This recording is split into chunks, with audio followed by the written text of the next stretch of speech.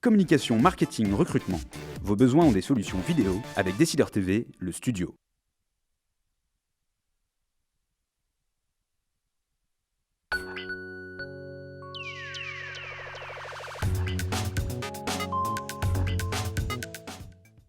Les décideurs de la gestion, bonjour, vendredi, fin de semaine, même si c'est milieu de journée, nous faisons le point sur l'actualité économique, financière. Nous essayons de réviser les stratégies et même de vous donner des conseils précis. J'ai à mes côtés Laurent Jacquier-Laforge. Bonjour Laurent. Bonjour. Alors Laurent, vous êtes le directeur général de la Française IP. Juste un mot sur ce que vous faites. Très brièvement, la Française des placements, qui s'appelle la Française aujourd'hui, vous la connaissez bien. Et le IP est pour Inflection Point, tout simplement parce que nous mettons l'accent sur les stratégies et les chiffres extra-financiers. Et le Inflection Point vient de là, c'est tout simplement que nous avons une structure de conseil qui nous aide sur cet aspect. Alors l'extra-financier, c'est nouveau pour la Française ou c'est... Non, ce n'est pas nouveau. La Française a depuis longtemps travaillé sur tous les concepts de socialement responsable, mais nous avons ajouté au socialement responsable d'autres mesures, comme la capacité d'une société à réagir dans un cycle qui change, dans un choc technologique. Et tous ces éléments que les analystes financiers ont l'habitude d'appréhender, aujourd'hui nous essayons de les systématiser avec des mesures régulières. Bon, c'est intéressant, ce qui veut dire que vous êtes des spécialistes du marché des actions. Nous sommes des spécialistes du marché des actions chez LFIP. Bien, alors cette semaine justement, qu'est-ce qui s'est passé? C'est la semaine qui suivait la conférence de la Banque Centrale Européenne avec des décisions sur lesquelles on va revenir très importantes. C'est un peu une semaine blanche sur les marchés financiers. L'Europe fait plus 0,5, plus 0,7%, avec un 0- en Allemagne et en France, et 1 à 2% sur les pays dits périphériques qui sont, sur lesquels est centrée d'ailleurs les mesures de la BCE. Séquence un peu meilleure sur les émergents qui s'ajustent après un premier semestre quand même très difficile, et cette semaine, 2% de hausse en Inde, ce qui fait 34% depuis le début de l'année, donc c'est quand même impressionnant. 3 en Russie qui fait 19%, et puis le Brésil, il faut bien qu'on en parle même dans cette émission, qui monte de 7% sur la semaine, ce qui porte à 12% depuis le début de l'année, sa hausse. Secteur par secteur, pas grand-chose.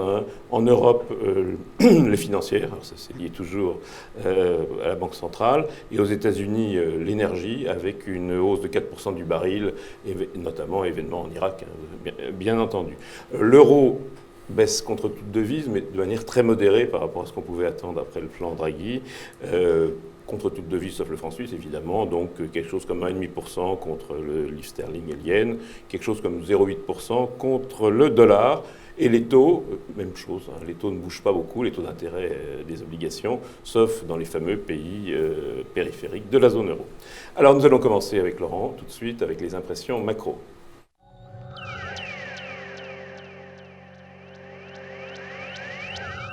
Alors Laurent, une semaine après Draghi, qu'est-ce qu'on peut en dire de ce Draghi 2014 qui n'est pas le Draghi 2012, le sauvetage de l'euro, on aura tous les moyens pour le sauver? Non, certes, la période de crise est certainement moins violente. La réaction d'ailleurs du marché est également moins violente. Mais quand même, on peut, je pense, estimer que la série de mesures qui a été annoncée, celles qui sont en effet depuis le 11 juin, mais aussi celles qui viendront un petit peu plus tard, toutes les notions de moins formelles ou moins conventionnelles. L'immédiat, c'est la baisse des taux, y compris des taux négatifs pour les dépôts, et le futur, ce sont des injections monétaires un peu à l'américaine ou à la japonaise, un peu. Oui, on verra. Alors, comme d'habitude, nous nous méfierons des détails, puisqu'on verra si ça a une influence sur la structure des bilans bancaires. Est-ce que ça les assainit ou est-ce qu'au contraire, si on enlève les bons actifs, on risque d'en garder quelques mauvais à l'intérieur? Mais autrement, je crois qu'il faut voir les choses plutôt positivement. De la liquidité, c'est toujours bon pour le marché aujourd'hui. Oui, c'est bon pour l'économie, c'est d'abord de toute façon bon pour les marchés financiers.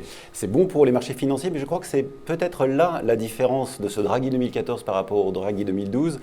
En tout cas, lui vise des questions beaucoup plus fondamentales, c'est-à-dire est-ce qu'on est capable de prêter aux entreprises dans les années qui viennent? Alors ça, c'est les fameux ABS, les portefeuilles titrisés d'entreprises de taille moyenne qui pourraient être portés à la BCE. Et ça peut marcher?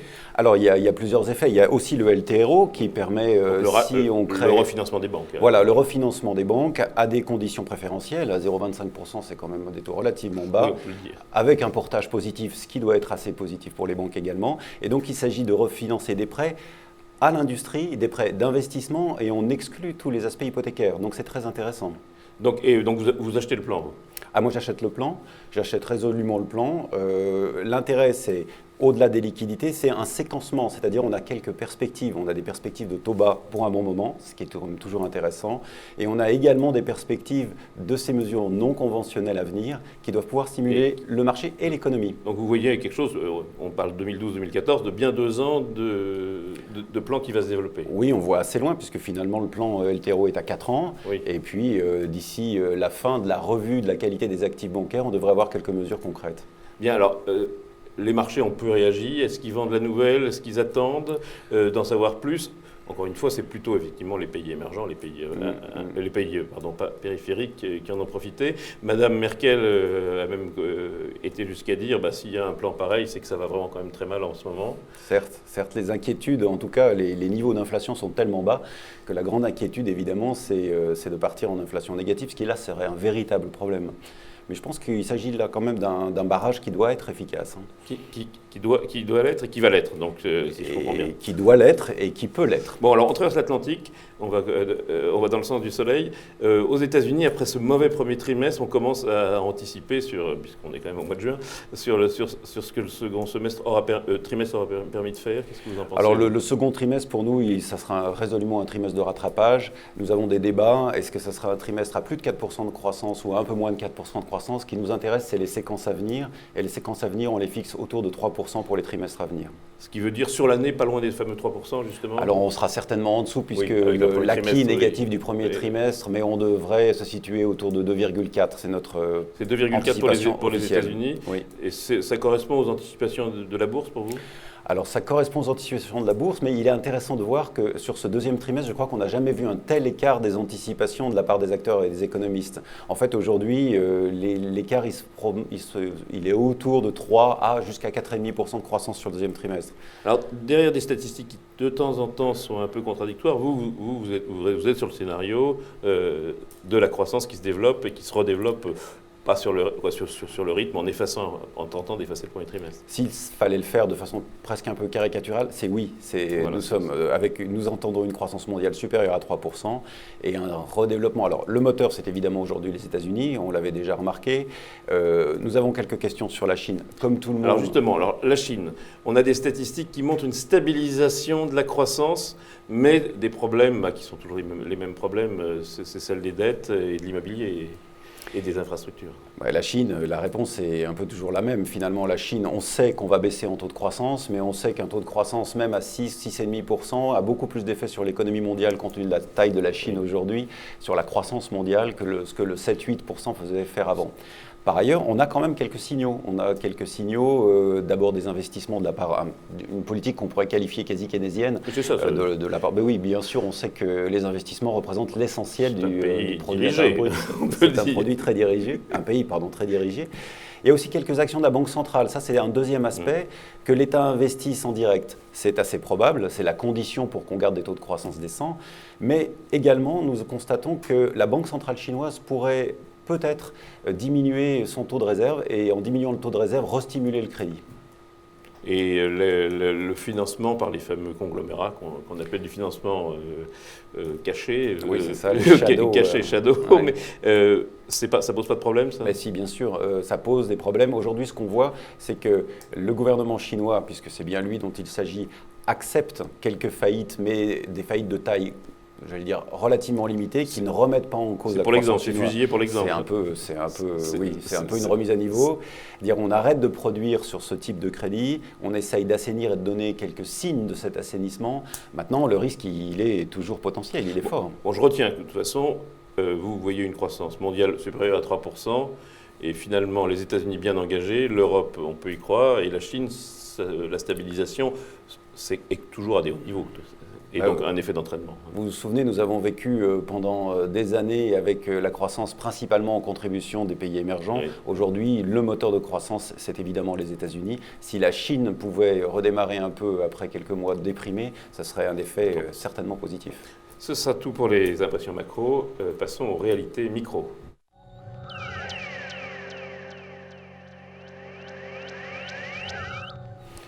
Alors, Laurent, la bourse va se diriger vers les semestriels, puisqu'on est au milieu du mois de juin.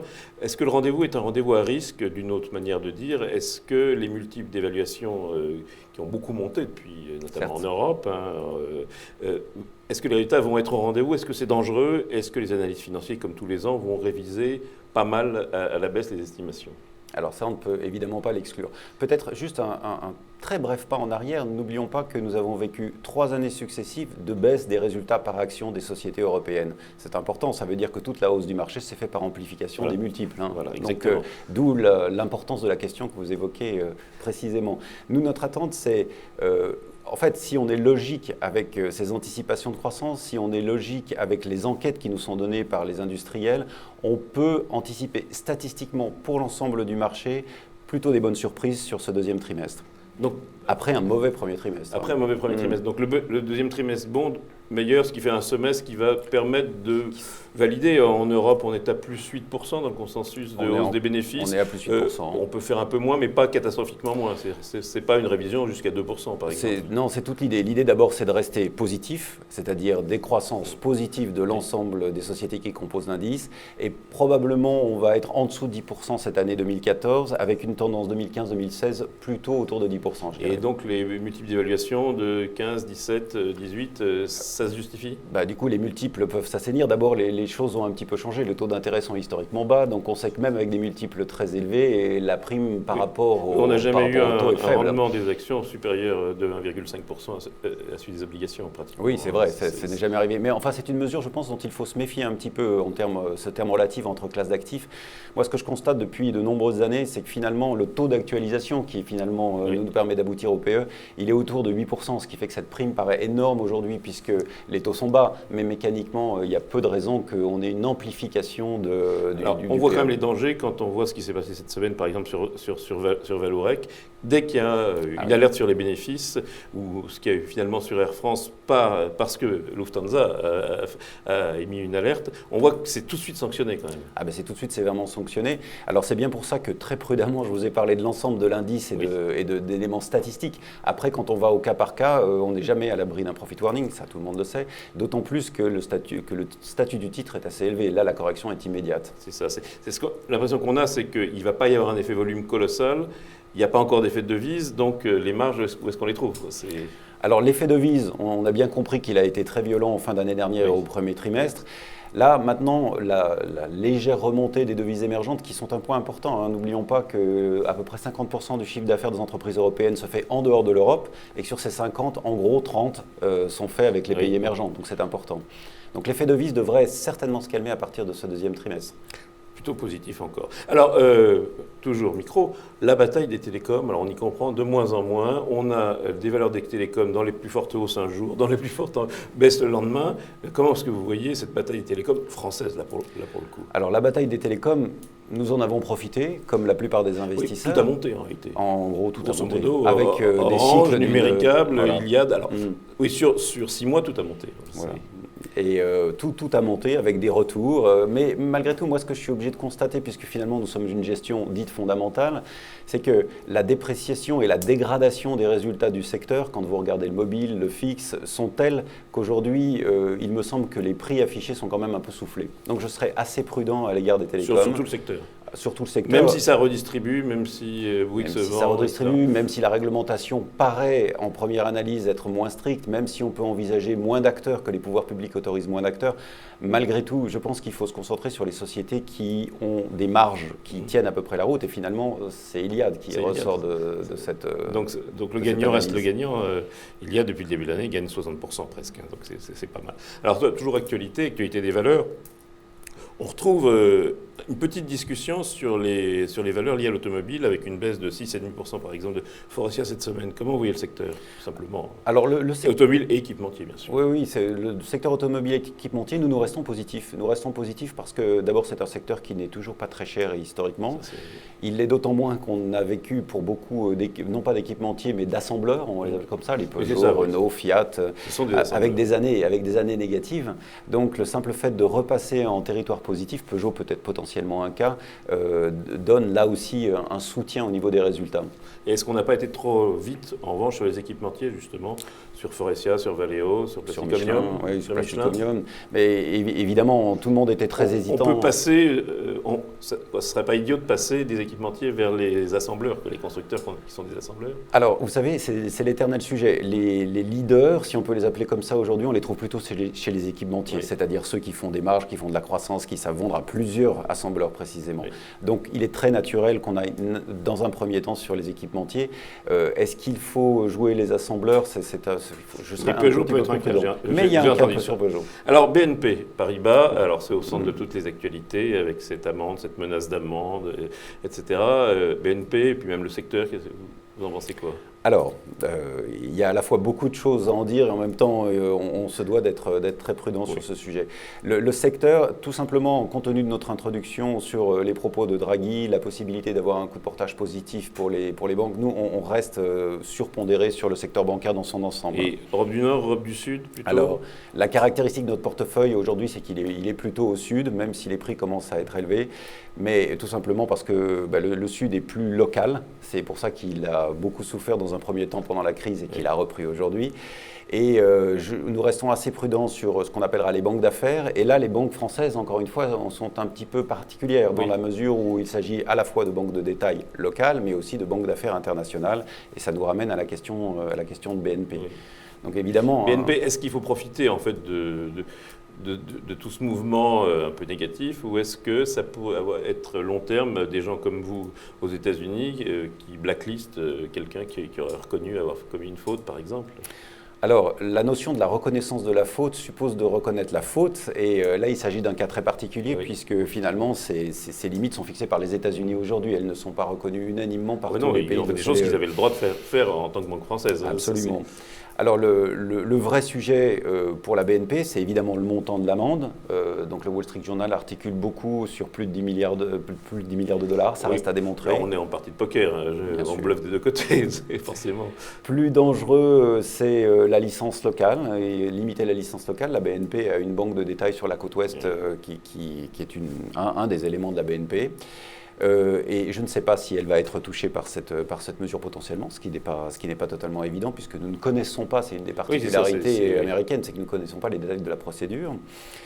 Et enfin, c'est l'utilisation du dollar, ce qui est un des éléments les plus frappants et les plus étonnants des mesures possibles. On regarde plutôt. Alors, est-ce que dans le secteur, il y en a que vous aimez bien, en revanche? Dans les françaises, par exemple? Dans les françaises, on était plutôt du côté de la Société Générale jusque-là. On est devenu un tout petit peu plus prudent parce que, comme vous l'avez dit, enfin, c'était une de vos questions, ce sont des sujets qui durent. Voilà, les sujets peuvent durer. Alors, actualité des valeurs toujours assez rapidement. Cette semaine, on a à nouveau, depuis 15 jours, même depuis 2 mois, des mauvaises nouvelles sur Rémi. Sur l'ensemble de sur Rémi Cointreau, sur l'ensemble de ces valeurs qui visent les populations dites des nouveaux riches des pays émergents, vous avez quel sentiment? Bon, on reste très prudent en fait. Oui. On reste prudent. La stratégie de la Chine de dire aux gens de limiter les grosses dépenses, c'est quelque chose de... Bon, pour Rémi Cointreau, c'est visible, ils sont pile dedans, mais... Oui, Rémi Cointreau, une partie de l'automobile chinois, le luxe, des groupes comme LVMH ont été touchés. Oui. Ou autrement des montres. Donc vous êtes plutôt prudent. Donc Richemont, on est plutôt prudent. On a mis un petit peu de temps à admettre l'importance de l'impact des mesures anticorruption annoncées par le plénum du parti. Oui. Aujourd'hui, les quelques exemples qui ont été faits font que le marché s'est quand même ralenti. Oui, les gens font moins de bêtises. Dernier point, on a une valeur comme Nexity qui monte, hein, qui fait un beau placement, qui gagne 7%. C'est presque surprenant. 7%, c'est bien. Non, j'ai pas beaucoup de commentaires à faire en l'occurrence sur Nexity, mais je pense que le secteur plus généralement de l'immobilier est aussi un élément intéressant, Et notamment pour son rendement. On a le sentiment que c'est un secteur qui ne peut rien faire, mais il est protégé par son rendement. Il est protégé par son rendement, et cette notion de rendement est aussi un élément qui milite pour les actions contre les autres classes d'actifs, puisque finalement on a quand même un indice qui produit 3,5% de rendement. Et vous seriez plutôt sur des valeurs comme Nexity ou sur des valeurs qui ont plutôt des centres commerciaux, des choses de ce genre? Je crois que entre les centres commerciaux, alors vous voyez que j'hésite un petit peu à répondre. Je pense que Selon les régions, et notamment on sait bien par exemple qu'en Angleterre et particulièrement à Londres, les prix de l'immobilier sont dans une phase probablement un petit peu haute, donc la rentabilité est quand même un petit peu plus faible. Donc je crois qu'il faut rester en Europe continentale en l'occurrence. Et ensuite, c'est vraiment du cas par cas, puisque comme vous le savez, le partage entre immobilier de bureau et immobilier commercial varie beaucoup d'une société à l'autre. Ce sera la fin pour ces réalités micro. Nous passons à la stratégie et à la gestion.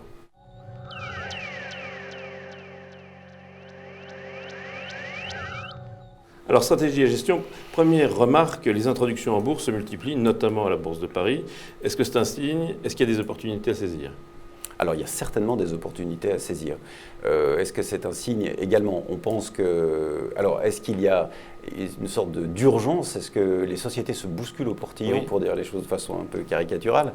Et je pense qu'il y a un peu de ça.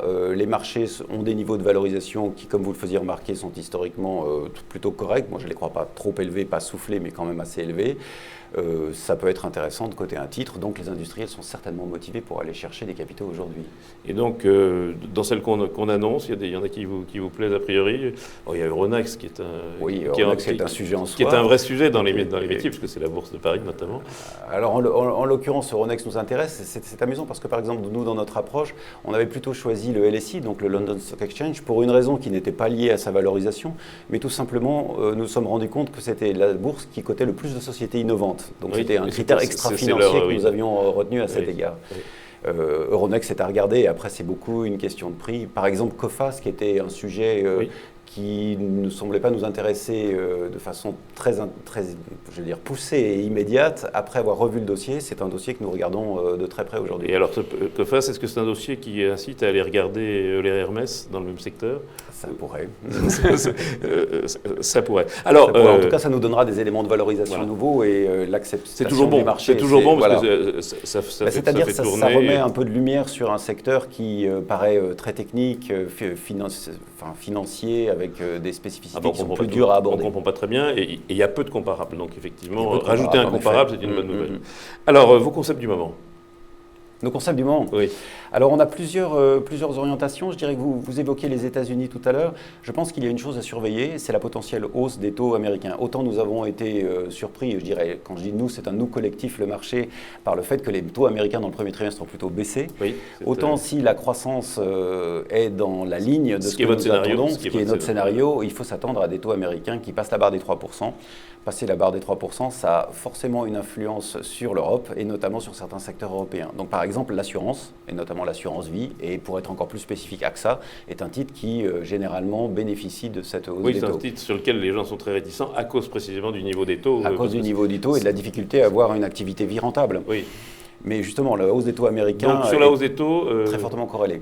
Les assurances, c'est ce que vous voyez de plus directement. Ça fait partie des secteurs. Et puis, je dirais plus généralement, les secteurs cycliques sont sensibles. Et les secteurs cycliques qui sont sensibles. C'est ça vos deux concepts du moment? Oui, c'est cela. Et à l'intérieur des secteurs cycliques, nous nous intéressons à nouveau, après être resté totalement en dehors du secteur, à la chimie. C'est un secteur qui a été relativement délaissé par le marché, même si ça a été un des darlings du marché dans les années 2012-2013 avec des croissances très fortes. Il a été délaissé depuis plusieurs mois et je crois qu'il y a là quelques sujets intéressants à retravailler.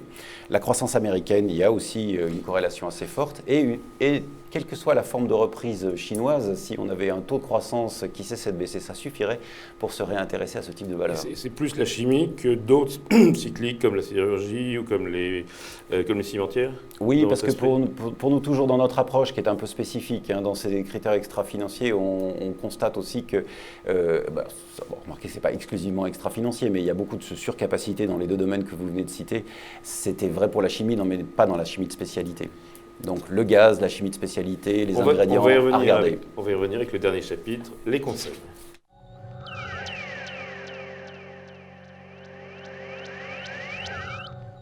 Alors Laurent, de manière assez synthétique et même peut-être caricaturale, un conseil fort, une action, un concept, un marché? Un conseil fort, intéressons-nous à ce qui est corrélé avec la hausse des taux américains. Donc c'était un sujet qu'on vient d'évoquer précédemment. Oui, voilà. Et parmi ces centres d'intérêt, encore une fois, pour être plus spécifique, la chimie. Donc la chimie, donc avec une valeur comme AXA par exemple pour les taux d'intérêt. Oui. Et dans les chimies que... Dans les chimies, j'en vois 3 potentiels qui sont très différentes. Ça peut être Symrise ou Lanxess ou encore une fois Linde pour la partie gaz. Linde plus que l'air liquide. Alors bon, Linde ressort France, aujourd'hui de nos screenings et notre analyse. Ça ne condamne en rien Air Liquide, mais en l'occurrence, c'est Linde que nous avons choisi. Qu'est-ce que je vends? De quoi faut-il rester à l'écart si je veux dire être tranquille pendant l'été, par exemple? Alors, très logiquement, avec ce que nous avons évoqué précédemment également, je serais très prudent sur le secteur télécom. Qui est cher.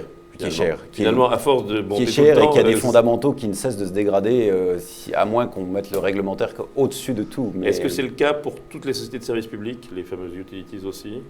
Alors les utilities, elles ont tellement investi qu'on n'a toujours pas résolu le problème de la dette, même si le coût de la dette baisse, même si beaucoup de travaux ont été faits, là aussi nous restons assez prudents, et même si ça a été une très belle performance. Oui, ça a été très beau, ces derniers mois. Ça a été très beau, mais voilà. Ensuite, peut-être d'autres sociétés, l'agroalimentaire, on ne voit toujours pas vraiment quoi acheter dans le secteur et on reste très prudent sur ce secteur. Et la consommation en général ou seulement l'agroalimentaire? Particulièrement l'agroalimentaire. Particulièrement, donc Danone, Nestlé. Voilà, les Danone, les Nestlé. On peut avoir quelque intérêt sur des titres de bière, s'il fallait être dans le secteur. C'est ceux-là que nous choisirions. Parce qu'ils sont pas chers, parce que c'est plus... Parce qu'ils sont pas spécialement pas chers, mais international, c'est plus... Oui, ils ont toujours de la croissance. Émergent, alors, pour le coup, certains sont plus émergents. Ceux qui sont émergents, c'est très beau. Alors, on n'irait pas jusqu'à l'émergence du type Carlsberg, mais peut-être Heineken ou AB InBev restent des idées intéressantes. Bien, alors un joker dans la chimie, c'est quoi votre joker? S'il fallait un joker dans la chimie, je crois que je choisirais Symrise. Symrise. Ce sera le mot de la fin. Laurent Jacquier-Laforge, merci. Rendez-vous la semaine prochaine, même heure, même endroit.